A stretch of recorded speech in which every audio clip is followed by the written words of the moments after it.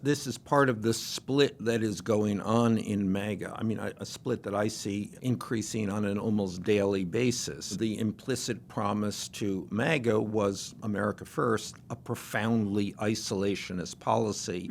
We do not want American troops anywhere. We don't want American money anywhere. We don't want it. And certainly during the first administration showed a real inclination to turn away from the world. In this administration, the world has caught up with him. It is very difficult to turn away from. And also, it turns out he loves it. This is very confusing because it's actually Saturday and we're going on a weekend jaunt, which makes no sense. No King Saturday. No King Saturday. Yes, it's No King Saturday, and we are here in the studio. Well, we're recording this on Friday for Saturday because, I guess, by popular demand, we are doing a third episode. What do you mean, sour-faced popular demand? No. By popular demand, people in the streets. People in the streets. We're doing an extra episode of... No, we're not just doing an extra episode. We have expanded from twice a week to 3 times a week. And so from Tuesdays, Thursdays, Saturdays, inside Trump's head. Okay, but a weekend trip, I feel like it should have a different vibe. For example, normally you're wearing a suit jacket, but today you've got, well, it's Dress Down Friday. So you're wearing a cardigan, one of your famous cardigans. I've worn a suit jacket once on all of the shows that we've done. But that's true. So you wore sort of a linen jacket, yes. But there was a lot of comment on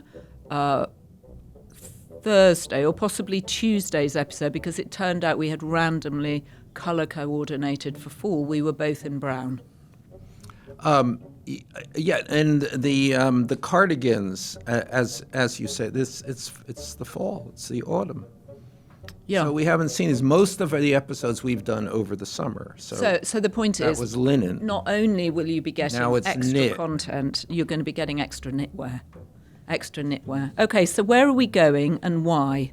Just remind people. We don't have to spend a lot of time on it because regular people will know, but for new people... Because I lecture on why we're doing this. I don't think you lecture, and I actually don't think you mansplain, but I do think it's good context for people as to why we're doing this differently. We are going inside Trump's head, and we are going there because that's where literally everything happens in American politics, which is not customary. It usually happens in agencies, in Congress, in think tanks.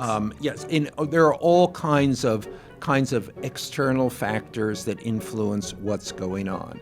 Now, and it is extraordinary. The only thing, like singular, the exclusive thing that has any bearing on anything is what's inside Trump's head.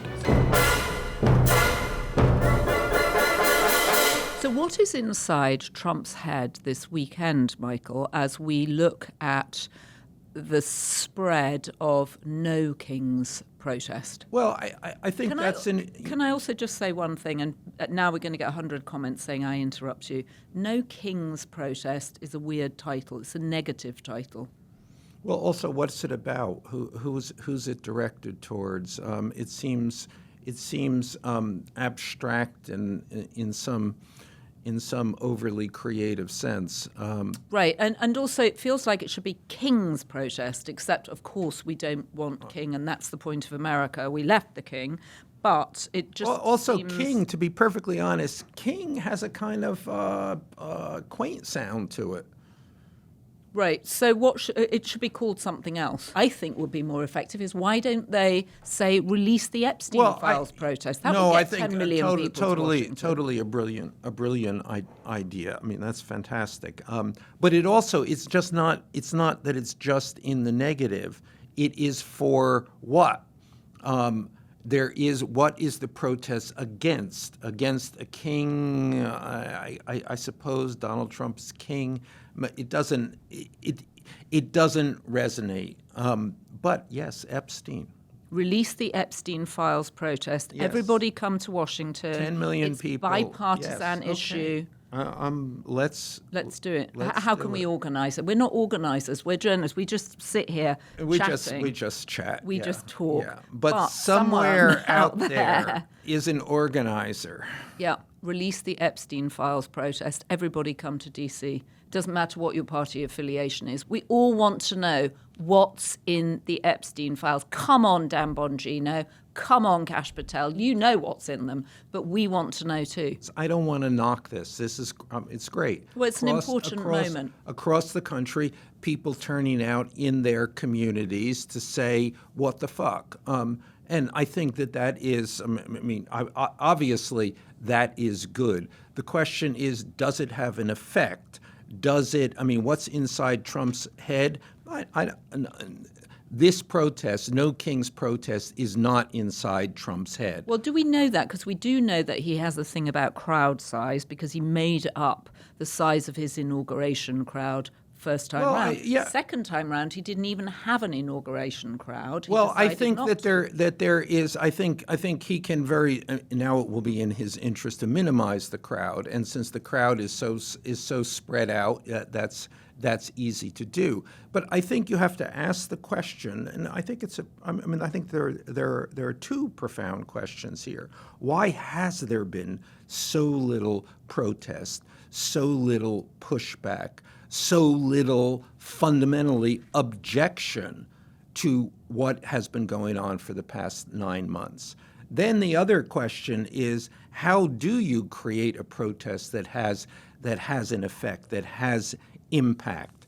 And I would say, and I would be delighted to be proved wrong on this, but I would say that a protest that is spread out around the country has significantly less effect than a protest that goes to Washington, that confronts the people who you want to confront, who create a situation in which they can see you, feel you, smell you. They can't escape you.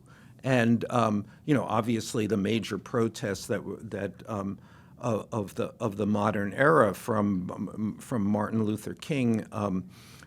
I have a dream, to all of those people in the middle of the civil rights.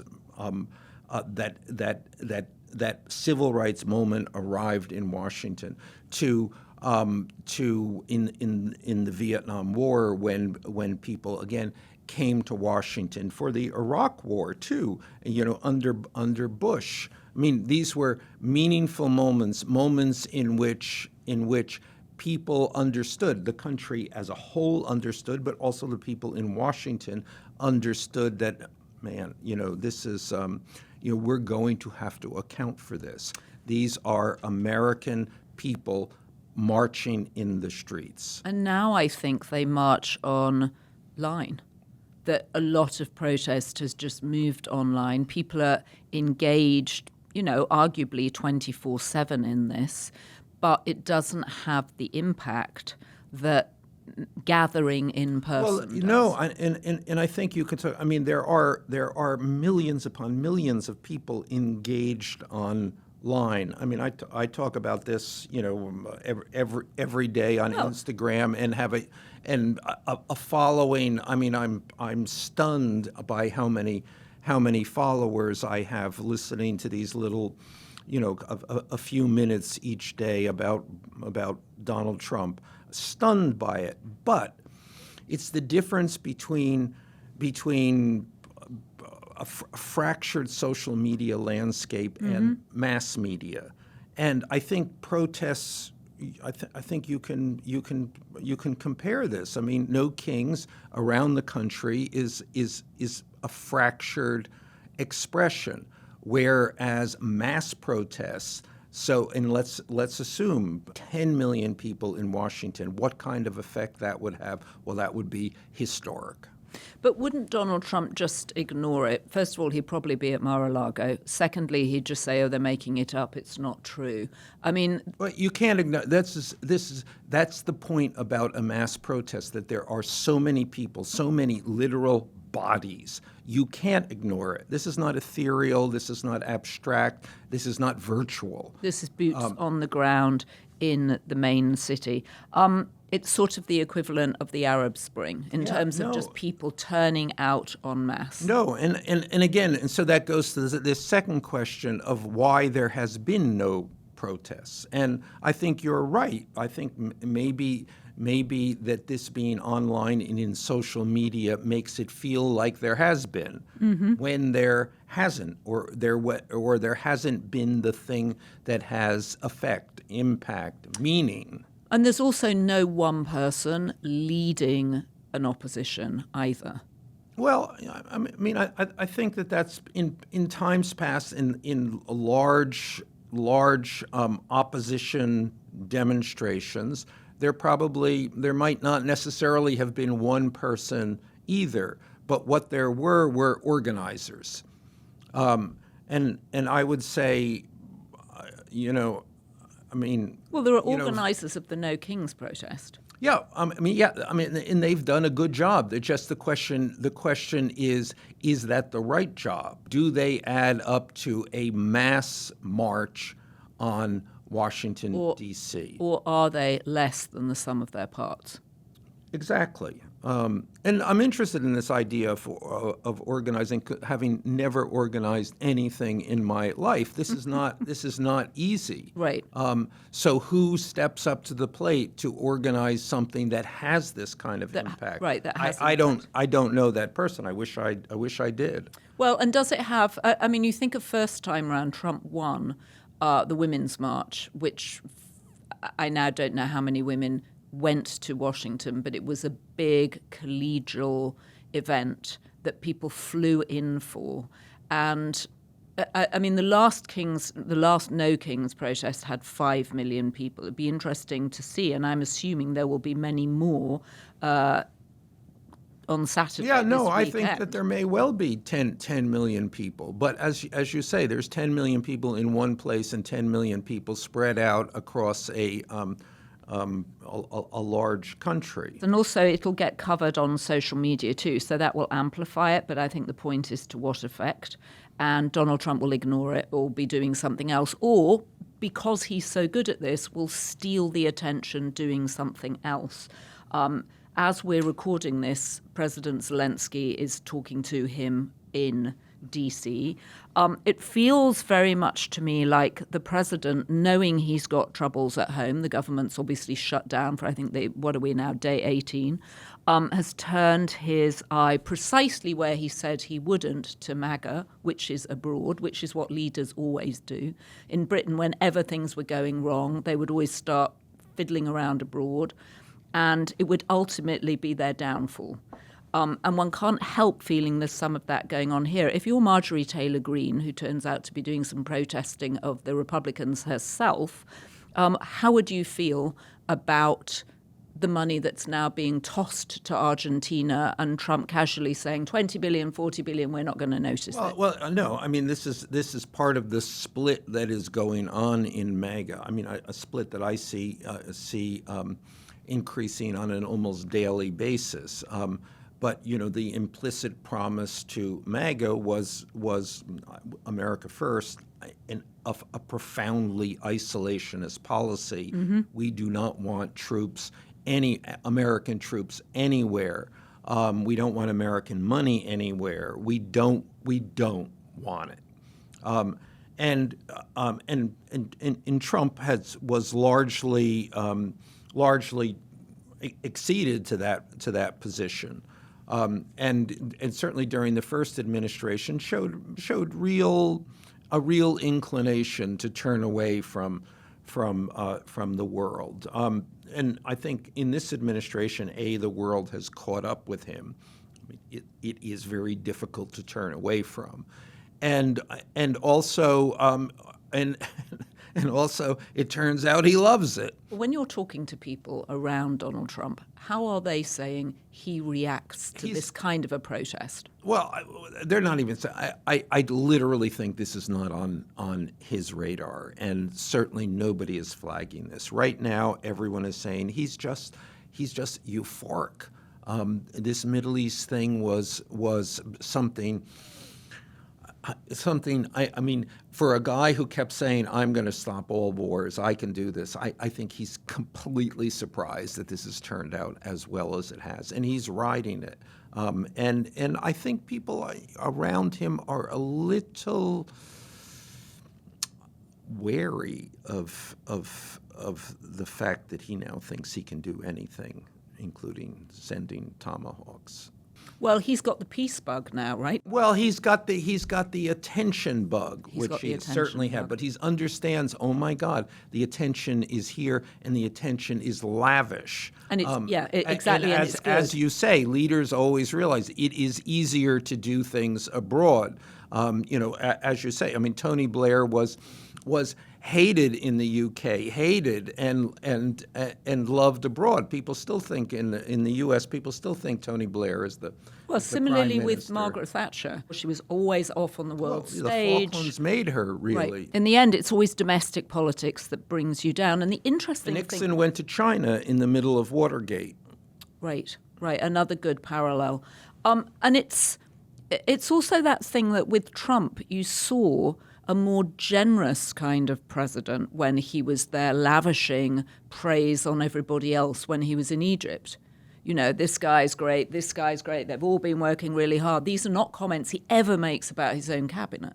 He's always got a kind of, twist in the tail when he's talking about his own cabinet, or he's simply putting them down. But actually on the world stage, you saw someone who was, I hesitate to say this, and I know you're immediately going to say no, but perhaps reaching for, if there is a better self, we caught a glimpse of it when he was acknowledging this was a joint effort. It wasn't just him. I won't directly dispute that, but I will footnote that he's on the world stage knowing nothing about the world stage. So in other instances, Nixon Right. went to China, had been studying the world stage for his entire career. These are, you might say, serious people on the world stage, whereas this is a profoundly unserious person. Well, and I don't want to sound churlish in any way about creating any kind of moment of peace in the Middle East, but there was something very hastily put together in what appeared to be a hotel room, that kind of weird dais that they'd erected with Peace 2025. We really don't know the details of this agreement or who has agreed to what. Now, which, and I will, on my side, be less than churlish about this and saying maybe that's his genius. We got everybody to agree to whatever they thought they were agreeing to. Right, and the fact that it's a 20-point plan and we only know the first 5 points is neither here nor there. I mean, maybe that is, again, Trump genius. I hesitate to say that. But the other thing is we really don't know what's going to happen or what he's going to do. So Zelenskyy is in the White House today. We do not know if Trump is going to be on Zelensky's side or opposing Zelenskyy. And he is theoretically has had what was billed as a 2-hour conversation with Putin. I'm really at, okay, I know it. If that was a 2-hour conversation, that was 2 hours of Trump motor-mouthing Putin and Putin just listening and just letting it go on. Putin just giving his inscrutable smile. But he may be, we don't know if he is Putin's friend or Putin's enemy. And he goes back and forth. Remember that I mean, not too long ago, this is just weeks ago, he went to Alaska for what? Yeah, a peace summit, right? Yeah. Wasn't it a peace summit? Yes. And for whatever he got there, that he got nothing there and Putin got whatever there was to get. Well, he got a ride in the Beast, which everybody assumes he immediately managed to bug.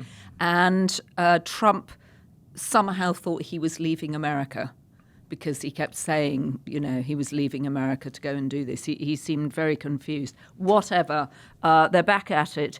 If you're in Trump's head right now, what voices are you hearing? He hears no voices other than his own. I mean, I want to be, that sounds hyperbolic, But it would be wrong to assume that there is any other voice here. And Trump himself, when asked on this question, which he has been asked many times, and he is remarkably consistent on the answer, who do you take advice from? He says, he looks like incredulous and says, only myself.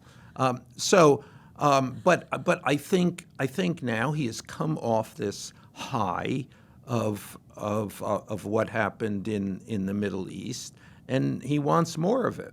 And Zelenskyy said, I will nominate you for the Nobel Peace Prize next year if you can bring an end to this terrible war. Right. And so the question is how, and that has come down to the Tomahawks. This is the Tomahawk question. Tomahawk missiles. Yes. Does he give? I mean, he has certainly dangled that out there. We may have to give you the Tomahawks, and then he has gone on to describe the damage that Tomahawks would do. This would be damage that they would do to Russia, and one assumes that he is saying this because that will theoretically scare Vladimir Putin. But then he says, well, maybe I'm not going to give the Tomahawks, and we need the Tomahawks, so we're not going to give the Tomahawks. I mean, does he even know what a Tomahawk is? But what he does know is the name. It's great to say this. I'm Tomahawk. Enjoying saying Tomahawk. Yeah, it's a sort of the word that could be a chant, Tomahawks, Tomahawks. Yeah, like thank you, Trump, thank you, Trump. It's got the same rhythm as what we heard people chanting in Israel last weekend. So maybe this is every weekend he has to go and do a peace deal. We know that he's ended 7 wars, or is it 8 wars now? But then let's go back to what this does on his base, in the MAGA base, which is at the very least churlish about this. They don't like it.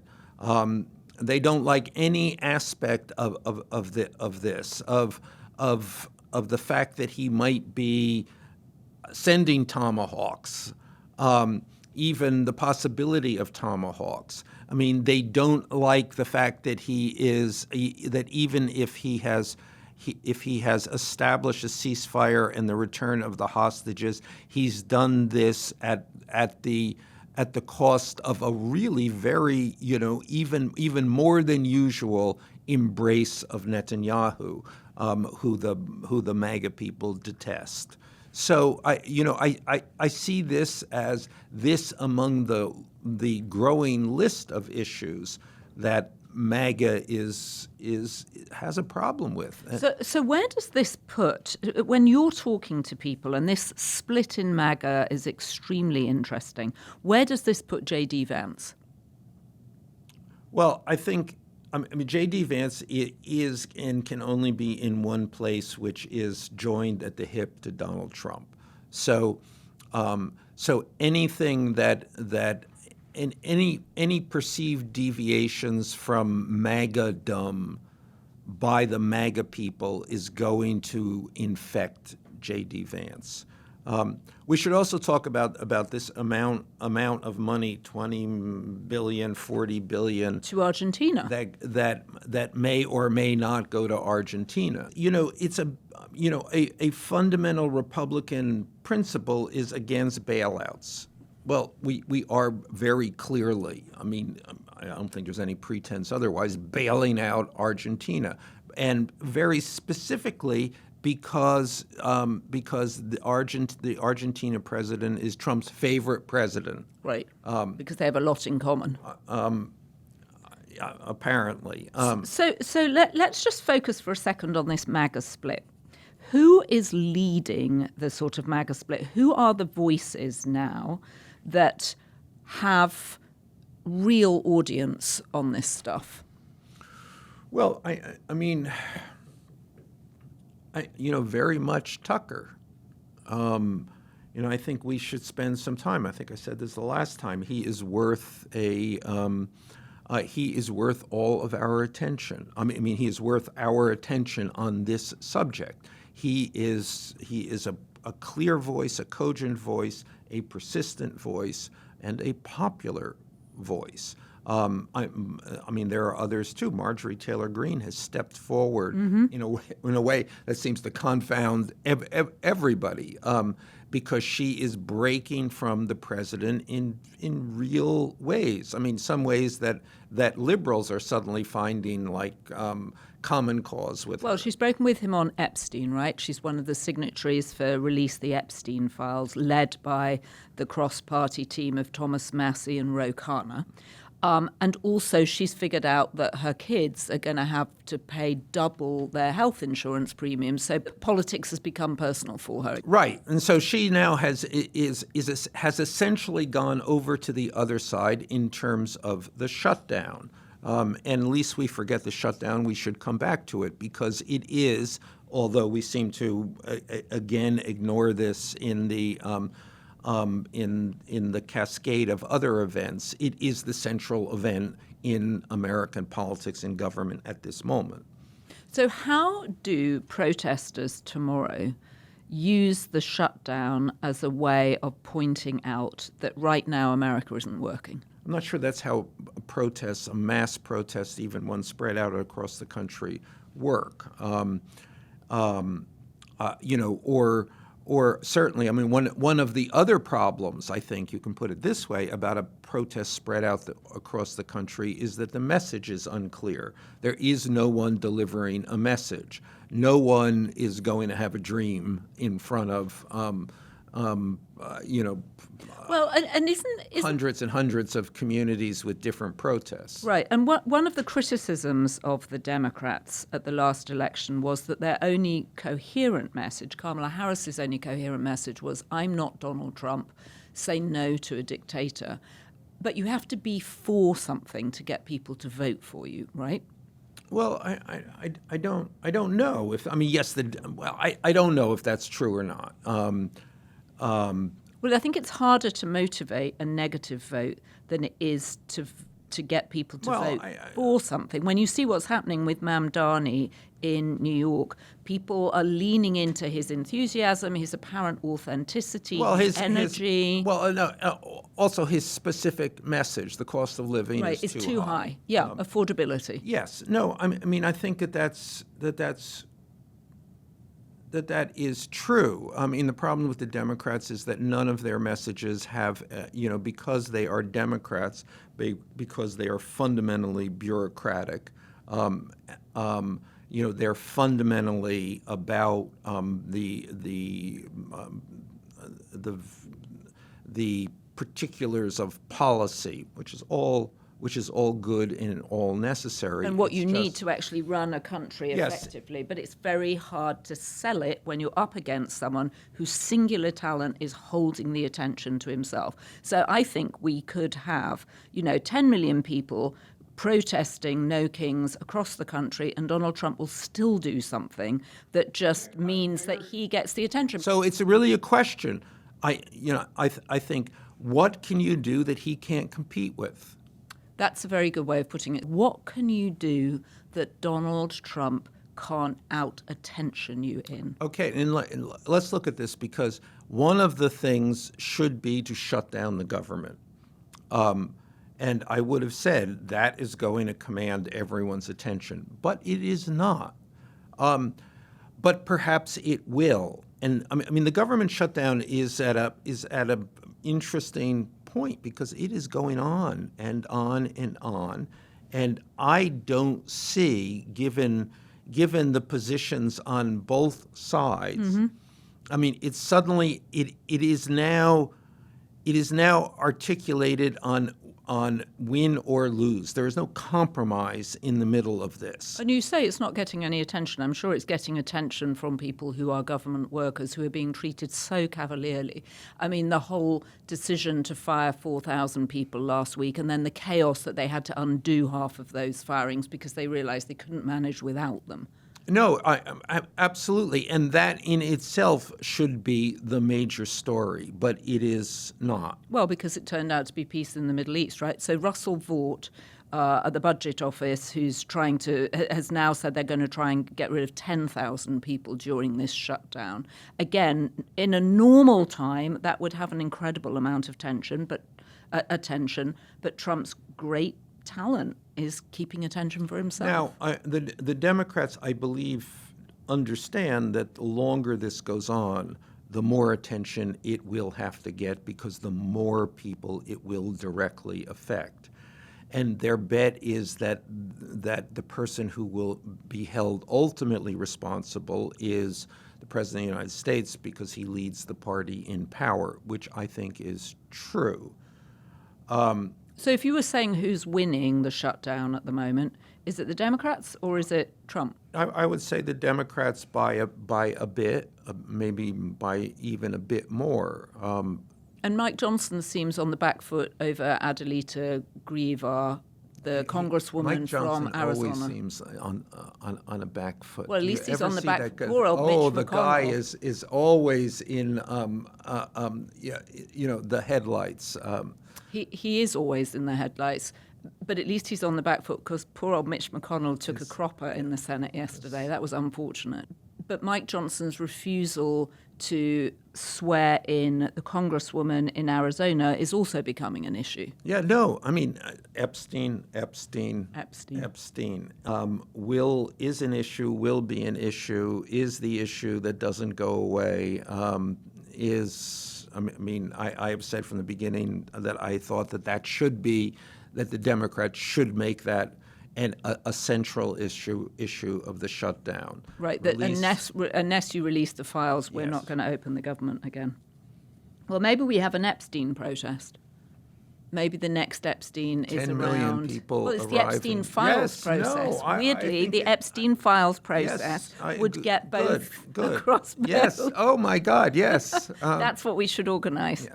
But I very much appreciate the Dress Down Friday. Well, you look like you always look. I am. Yeah. Well, I look like I always. It's just what else are you going to wear? Since you don't have to, video no longer requires a suit tie and jacket. Yeah, totally true. Totally true. I think we should do a. You know this when you went on television, the guys would be in the tie and jacket, and Yep. then they would be wearing pajamas or shorts or below the table. That's so weird to me. Yeah. So weird. And then, of course, all that took off during COVID. All right. Well, I think we both deserve a weekend now. But I do think No it's more an weekends. Epstein files protest, great. isn't it? Release Okay. the Epstein files. We should fire up the MAGA base on Okay, this. well, we should. That's we the should. We could protest. become organizers. Okay. Well, we're journalists. We're not organisers. But I think it's release the Epstein's files protest, and that's worth going to DC for. I'll see you there. If you have been, thank you for joining us on a Saturday. Let us know what you think. Don't forget to subscribe to the Daily Beast. We're independent media, so we appreciate your support. There's a button you just push. Yeah, that's to join the Daily Beast community. And you can sign up for more of us wherever you get your podcasts. Do you want to tell people Apparently, to be you Beast? can pay a premium, and then you get all kinds of favors from us. Do you want to say be Beast? No, Okay, well, I'll say I it. don't want to say that. I don't even want you to say it. I'm going to say it because if you haven't been this week, it's time. Be Beast. And a shout out to our top tier Be Beast members, Karen White, Heidi Riley, Connie Rutherford, Sharon Shipley, Andrea Hodel, and Free DC. Thank you, Devin, Anna, Jesse Waters. Our production team, Devin Rogerino, Anna Von Urson, and Jessie Millwood.